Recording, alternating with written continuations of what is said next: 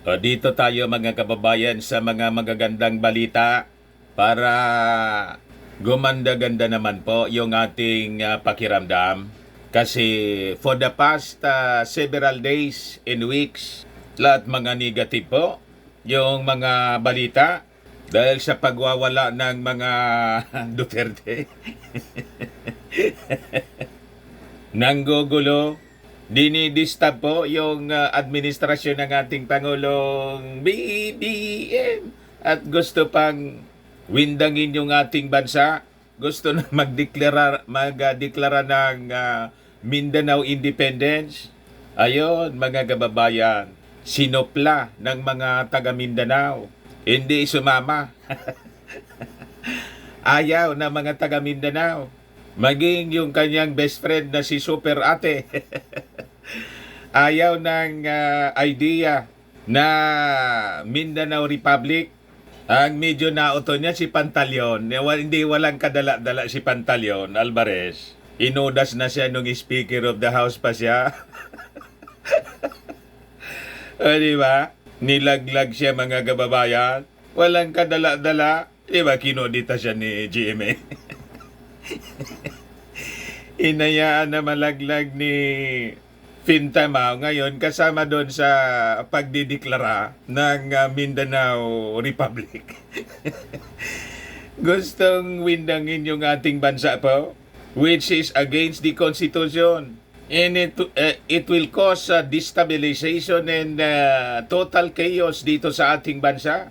Sabi ng mga legal experts. Hindi pa ako may sabi niyan, mga kababayan, dahilan sa issue ng ICC at People's Initiative, Charter Change. Nung panahon niya, sinusulong niya yung overhaul ng ating konstitusyon. Ngayong hindi na siya nasa poder, kontra siya at gusto pang windangin yung ating bansa. Pero anya Mr. Maravillas, ano yung magandang balita na sinasabi mo? Ito po, galing ito sa balita ng Bloomberg. Di ba napakaganda po? Philippines overtakes Malaysia, Vietnam to become Southeast Asia's fastest growing economy. Kaya naman pala niya Mr. Maravillas. Gustong mag-disturb si Digong. Baka niya Mr. Maravillas yung kanyang kaibigang China na insecure. Malamang mga kababayan. Kasi po, sa totoo lang, yung economy, mga kababayan ng China, pabagsak na po.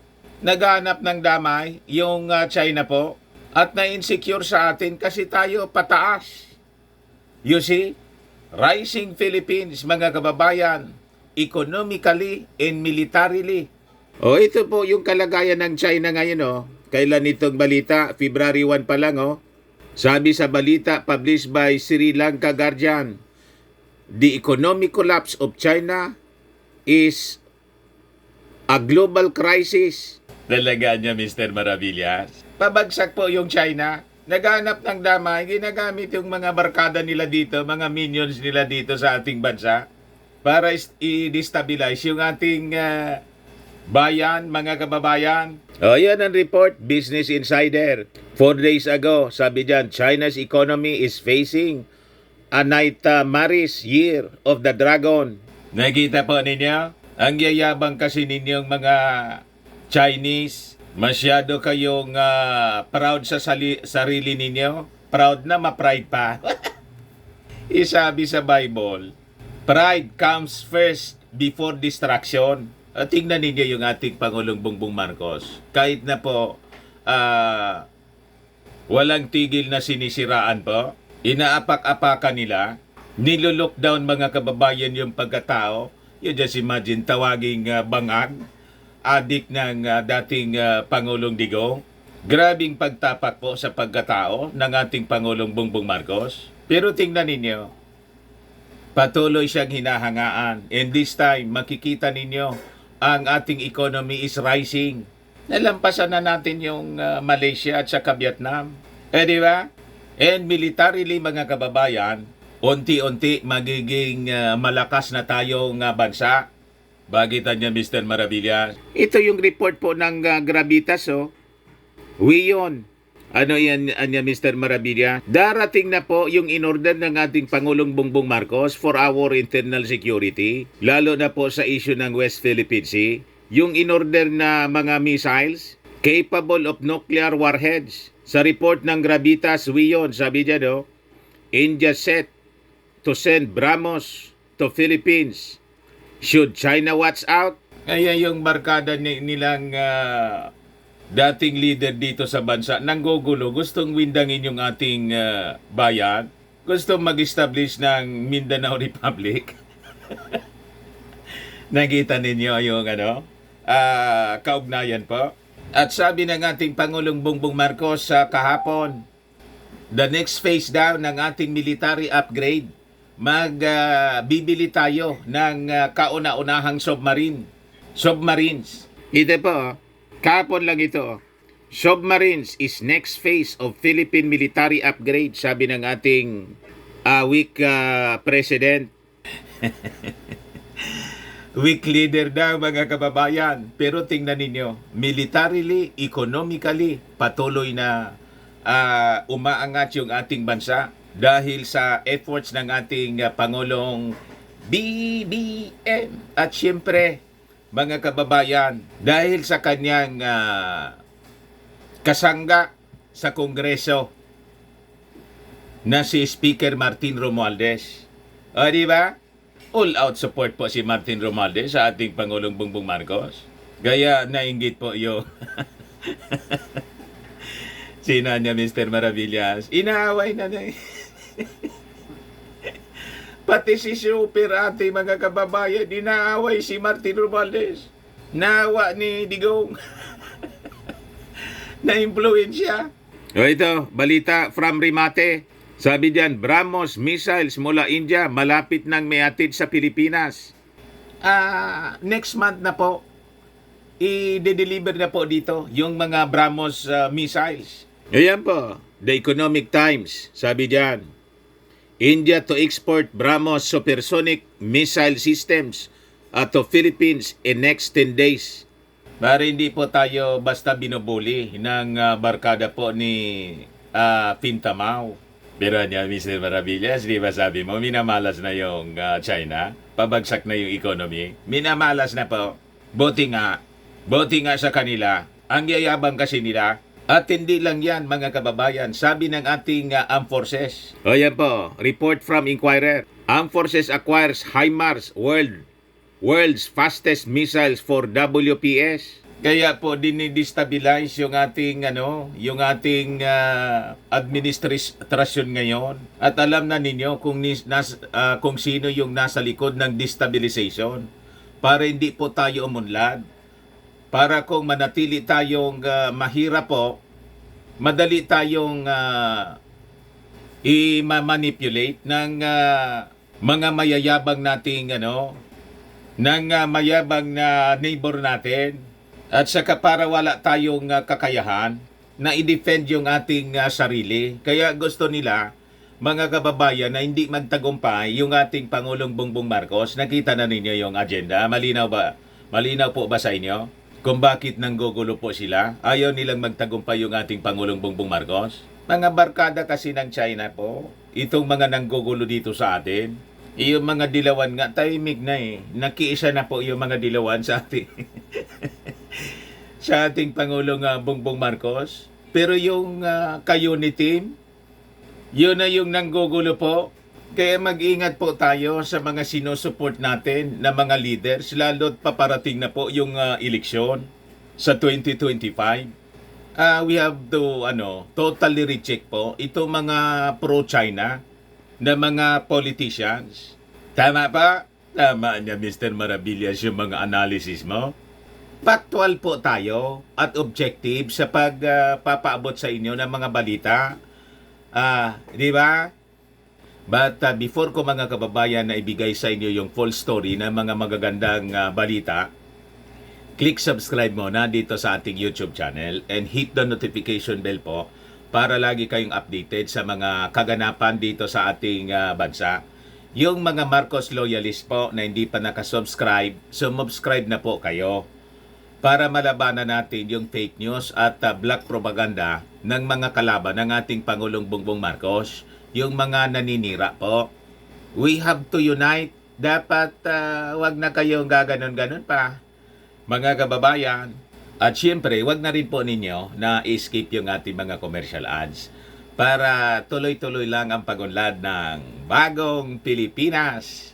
Sa mga naghanap po ng malinis and spacious fitness gym, pumunta na lang po kayo sa aming Colossal Fitness Gym. We also offer Grab Car Rental with our brand new Toyota Innova.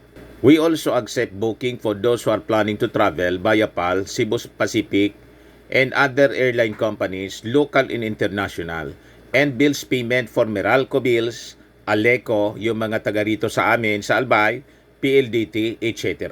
Yung mga nagta-travel po sa kung saan-saan gusto ninyo mag-travel, pwede na kayo magpabook dito sa amin para makatipid kayo. Pati po sa pati sa hotel, nagbo-book ka online po kami. May Paymaya kami rito at saka may Bayad Center. Ito nga po si Ma'am Rose Marcos, yung nakausap natin doon sa NAIA Terminal 2 sa PAL. Sabi niya rito, ngayon lang yung message niya, 11:05. Hello sir, I'm in Manila again. Thank you to Gilon for helping me for my ticket. Diba? Dito nagpabook sa amin. Balikan papuntang Lawag. Ang Colossal Fitness Gym is located at 3rd floor, Security Bank Building, Lanco Business Park, Legazpi City, Albay. For inquiries, look for Gilon Maravillas, contact number 0966-802-0949. Yan po yung aming Innova. Lagi pong matao na dito sa amin, sa gym. Na-set up na rin po yung mga bagong gym equipment. Kaya dumami, yung mga galing sa ibang gym, lumipat na sa amin. Brand new kasi lahat yan po. May treadmill na rin po kami. May added services na rin po kami, May taga-hilot po, Magaling siya pong maghilot. Acupressure therapy, bone adjustment, health solution, boy ragtok. Talaga niya, Mr. Maravillas. All-in-one na po sa aming gym. Added value po. May additional product na rin po kami. Ito, Eye Glow. Whitening po siya. Negosyo siya ng aking anak na arkiteko. Tingnan ninyo yung epekto sa kanya. Before and now. Eye Glow Serum po. 3 times effective than your ordinary collagen serum with anti-aging and brightening formula. Message na lang po ninyo yung aking anak, Chris Maravillas on FB. Diba? Ayos na niya, Mr. Maravillas. O ngayon, sa may mga masakit na kaso-kasoan, try nyo po ito, Firmax, Firming Cream. 5 lang po sa mga pulses and affected area. Mainam po sa mga joint pains. Ito naman po, Automax, anti-aging po siya. You will look 10 years younger than your age. Sa mga cancer patients naman po, try ninyo itong Nensha Red Mix Fruit Drink. Hindi man po siya gamot, food supplement po siya. Kaya lang gawa siya mga kababayan sa goji berry. Yung goji berry may anti-cancer properties. Yung mga inquiries po ninyo, dumiritso na lang kayo sa aming messenger sa Facebook. Ayas na ayas pa? Ayan po ang mindset ng bagong Pilipinas para hindi tayo asa ng asa lang sa gobyerno. O di ba? Dumiskarte po kayo. Mindset lang yan. Kalimutan na natin yung ugaling reklamador. Walang asenso sa pagrireklamo. Gumawa kayo ng paraan para umunlad ang buhay. Yan ang bagong Pilipinas, sabi ng ating Pangulo. BBM. BBM. Diba? Balikan natin mga kababayan itong ating kwento. Tingnan ninyo, dahil sa ating magaling na leader na si Pangulong Bongbong Marcos na hindi siya po nagpapadistract. He is not affected dito sa mga political rambling. Sabi ko nga mga kababayan, itong sinasabi ng ibang mga analyst na there is world war, political war between the Marcoses at yung mga Duterte. Hindi man po yun totoo. Ang ating Pangulong Bongbong Marcos, inaaway po siya pero hindi siya nang aaway. Inaaway siya ng palaaway pero hindi niya pinapatulan po. Tutok lang po yung magpinsang Marcos Romualdez sa kanilang trabaho. Kahit nga po doon sa Davao, tingnan ninyo, Di ba tinamaan doon ng baha? Ang outright po na nagpadala ng relief, yung ating Speaker of the House and the Congressman na allied sa ating Speaker. Tingnan ninyo ito. We cannot be sidetracked by political issues. Romualdez facilitates release of 150 million financial aid to the Davao flood victims. Kita ninyo mga kababayan yung ating Speaker of the House. Abang sila, politika ng politika. Pero yung Speaker po, tulong ng tulong po siya. Offices of the Speaker Romualdez and Tingog representatives send 21,000 food packs to victims funded from the Speaker's personal fund. DSWD's assistance to individuals in crisis situations program will provide 150 million with specific allocations for representatives and officials in the affected areas. Speaker Martin Romualdez endorsed on Thursday the immediate release of 150 million in government financial assistance to help the victims of the destructive flooding in Davao region. Kumusta naman si Inday at si Pulong at saka si Baste, pati si Digong. Yan ang sinasabi natin eh. Grabe po yung distraction doon ng flooding at may 6 na po na namatay. Additional ito, may nauna po. Yan sabi diyan, flood, landslide from torrential rains kill 6 in Davao de Oro. Kaya sabi ng ating kasamang si Benji Contreras, ano kayang mga infrastructures ang pinagkagastusan ng 51.8 billion budget ni Kong Pulong Duterte for the BIDCO pandemic years 2020-2022? Bakit hindi man lang naayos ang drainage system ng Davao City? Ayan tuloy, palaging binabaha ang Davao sa malakas na ulan lang. Wala bang paliwanag mula sa kay Kong Pulong? Yan po ang kalagayan nila.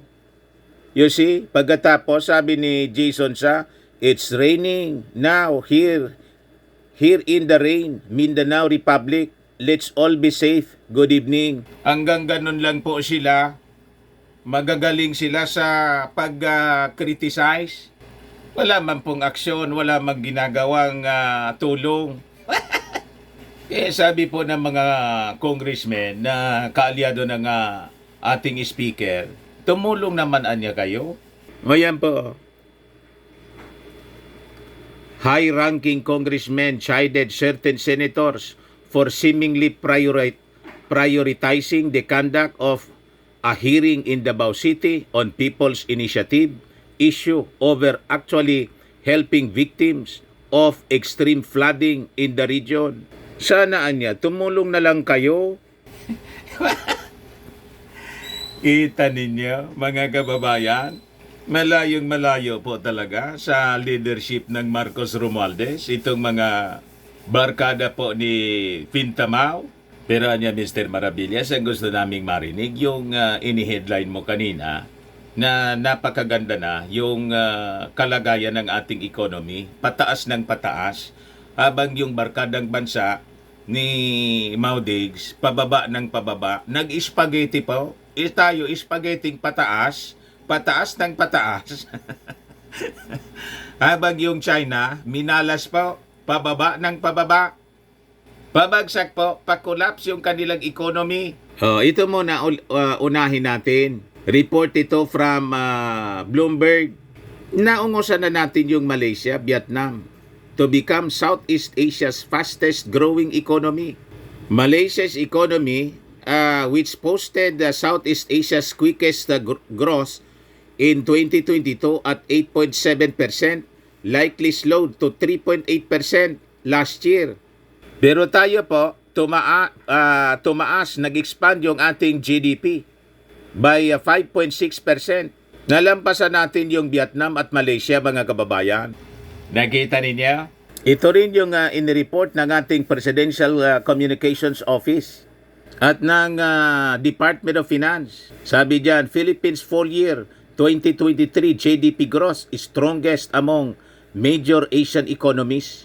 The Philippines finish strong with GDP growth rate of 5.6%, outpacing major economies in Asia such as China, 5.2% lang, Vietnam, 5.0%, Malaysia, 3.8%. Based yan mga kababayan sa latest available data. Hindi lang pala mga kababayan yung Vietnam, Malaysia, yung tinalo natin, pati yung China. Di ba? Kaya na-insecure na sa atin mga kababayan yung China with our President Bongbong Marcos as our leader. Kaya tingin ko po, tingin ko lang po, at malamang yung ating pananaw ay malapit sa katotohanan.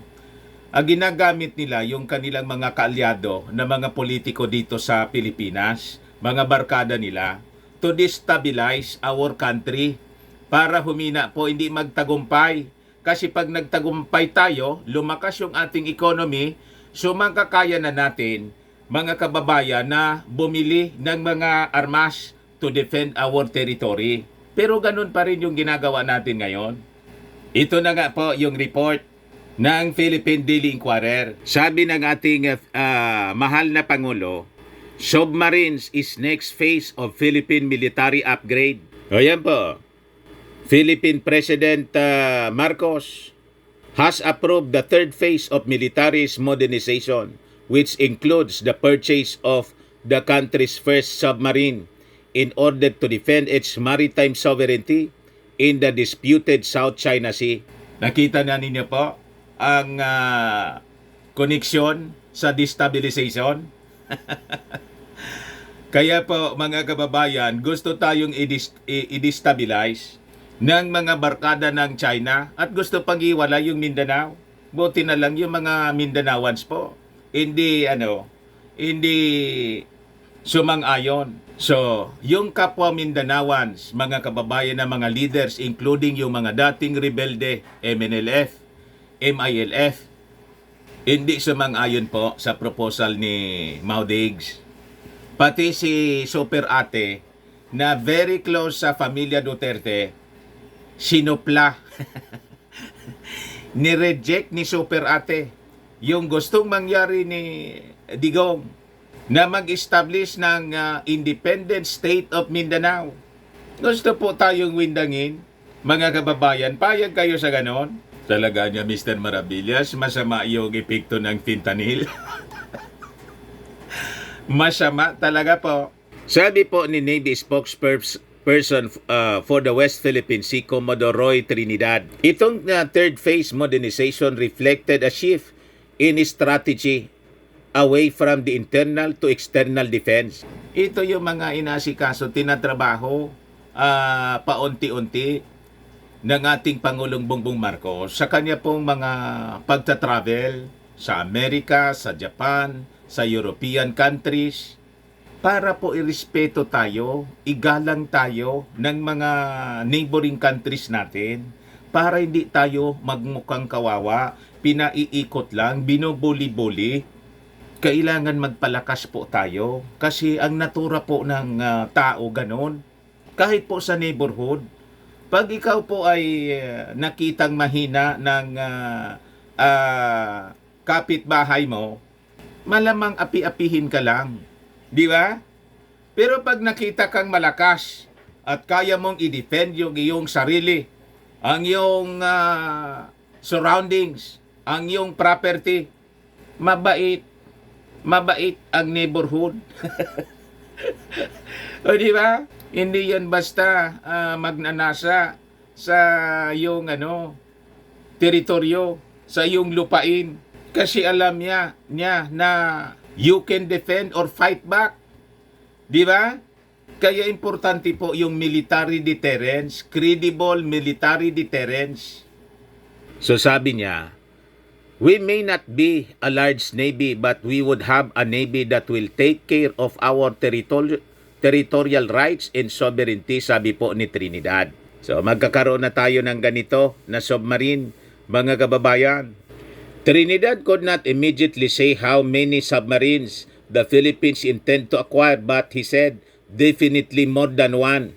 France, Spain, Korea, and Italy have shown interest in supplying the Philippines with submarines. So napakaganda po itong mga developments ngayon sa ating bansa. Yung ating economy lumalakas, yung ating military mga kababayan patuloy na pinalalakas ng ating Pangulong Bongbong Marcos para po sa proteksyon ng ating bansa, sa security ng ating territory. Kaya nga po, by next month, March, darating na po yung BrahMos missiles na in-order natin sa India, in-order ng ating Pangulong Bongbong Marcos. Ito po siya. Ito yung report ng WION. Pakinggan po ninyo yung report ng WION.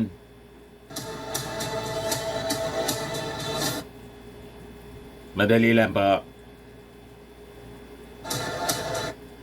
Tunog pa.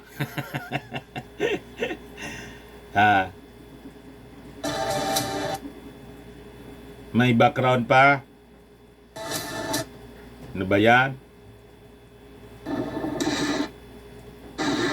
Yan. Ito na. India is arming the Philippines with BrahMos, the world's supersonic cruise missile. In the next 10 days, its ground systems will reach the Philippines, followed by the missiles in March. So in the next 10 days mga kababayan, sabi sa report ng WION, darating na yung ating in-order na BrahMos missile sa India. O di ba nakakatuwa mga kababayan yung mga developments na to? Export order of the all-powerful BrahMos. Now the Philippines will have it in its arsenal.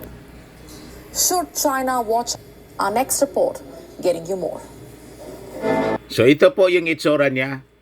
Nuclear capable po siya mga kababayan. Pwede siyang lagyan dito ng nuclear warheads. You see? Para magkaroon tayo ng nuclear deterrence sa mga nambubuli po sa atin for our defense. So ito yung report po ng RIMATE.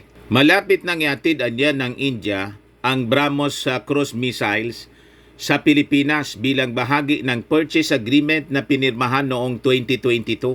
Sa report naman po ng The Economic Times, sabi diyan, India is gearing up to export ground systems for the BrahMos supersonic cruise missile, with the missiles expected to be dispatched to the Philippines by March this year. This marks a crucial milestone to India's defense export efforts.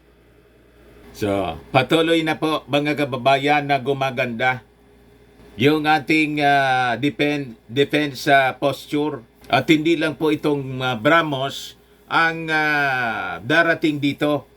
May nininegotiate din po yung ating armed forces na HIMARS. Ito po mga kababayan, Armed Forces acquires HIMARS, world's fastest missiles for WPS. So sabi dito sa balita ng Inquirer, in October last year, Japan has donated an air surveillance radar system that can detect all Chinese intrusions, military or fishing militia within 300 nautical miles. Defense Secretary Gilberto Teodoro says, we now have a clearer picture of what's happening in the West Philippine Sea, in other areas in all area sea and air domain. We will know who in what they are. So kaya na natin mga kababayan na mabantayan 24 hours yung ating territory laban sa mga intrusions na ginagawa ng China dito sa West Philippine Sea. Maraming salamat po Japan.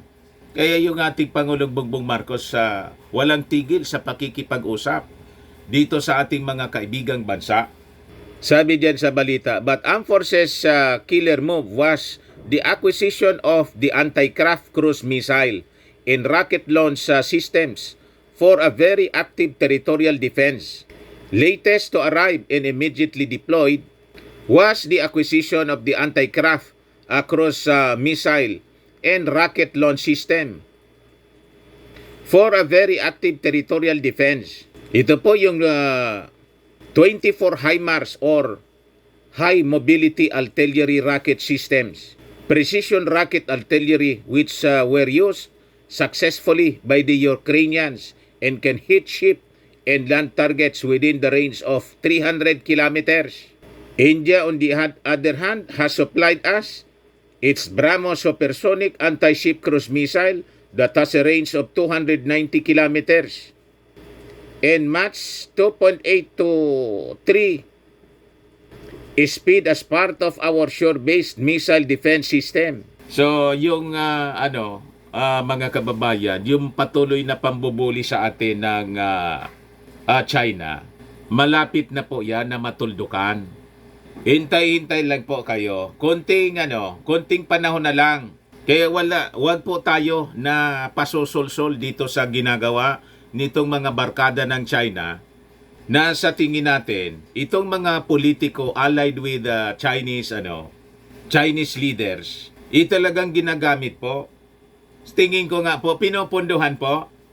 And malamang nagre-recruit pa sila ng mga politikos natin dito na popondohan nila sa 2025 elections. Lalo na po critical sa 2028 elections. Para iposisyon yung kanilang mga allies dito. Para hindi mangyari yung dream ng ating Pangulong Bongbong Marcos na magkaroon po tayo ng credible military defense sa atin pong territory. Nagets ninyo po ang koneksyon sa mga distab rumors dito sa ating bansa. Gusto po tayong isabotahe, mga kababayan, sa totoo lang. Kaya po, bantay kayo sa mga politiko na allied po sa China. For all we know, baka nga po itong anti-Chatsa campaigns. May mga Chinese sponsors pa po. Kasi natitreaten sila. Di ba pinapalabas nila yung PI niya kasi gustong mag-perpetuate in power yung mga Marcos Romualdez. Ina-accuse nga po na si Martin Romualdez, mga kababayan daw, gustong mag-prime minister. At sabi po ni Maudigs, gustoan niya nilang isulong yung PI to perpetuate in power. Dapat after 6 years, masiguro natin na bababa yung ating Pangulo. Kita ninyo, pinapasiguro nila, mga kababayan, na manalo si Inday. Yun ang fear nila kasi pinagdududan itong PI na baka after President Bongbong Marcos, si Martin maging Prime Minister. Wala na silang chance. Nakita na niyo ang koneksyon? Wala man pong ganon na plano yung Marcos Romualdez. Si Martin nga po, kasi kinausap sila ng ating Pangulo with Mig Zubiri. Di ba sabi po ng ating speaker, ipasanaan yan ninyo. Nag-iimbestiga pa yung Senado Ipasanaan yan ninyo yung version ninyo sa Chatsa and we will adapt it. Ayaw pang maniwala po ng mga senador. Malamang Mr. Maravillas, yung theory po ninyo, yun ang tama. Hindi po malayo, mga kababayan. Kaya active po sila sa panggugulo. Pati dito sa issue ng charter change. At dahil po sa issue ng charter change, nauwi na doon sa pati sa ICC, nauwi na doon sa Independent Mindanao. Yes, sabi po ni Representative Manix Dalipe, ano po ang sinabi ni Speaker? We will adopt the resolution of both houses, number 6, filed by the Senate President Mig Zubiri. We will adopt it, no question asked. The House of Representatives is extending our hand of friendship in cooperation to them. Susundin na namin kung anong gusto ng mga senador na economic provision. I-amend basta ma-update lang natin yung 1987 Constitution. Ginugulo po nila, mga kababayan, para hindi magtagumpay yung ating Pangulong Bongbong Marcos na patuloy na itulak ang bagong Pilipinas na umunlad economically. Pag umunlad tayo economically, kaya na nating punduhan ang ating armed forces. para magkaroon tayo ng credible defense sa mga nambubuli sa atin dito. Specifically po, yung China. Tama pa? Ayun man lang po mga kababayan. Medyo napaba yung ating kwento. Ako po si Dante Maravillas. Bye-bye po. God bless.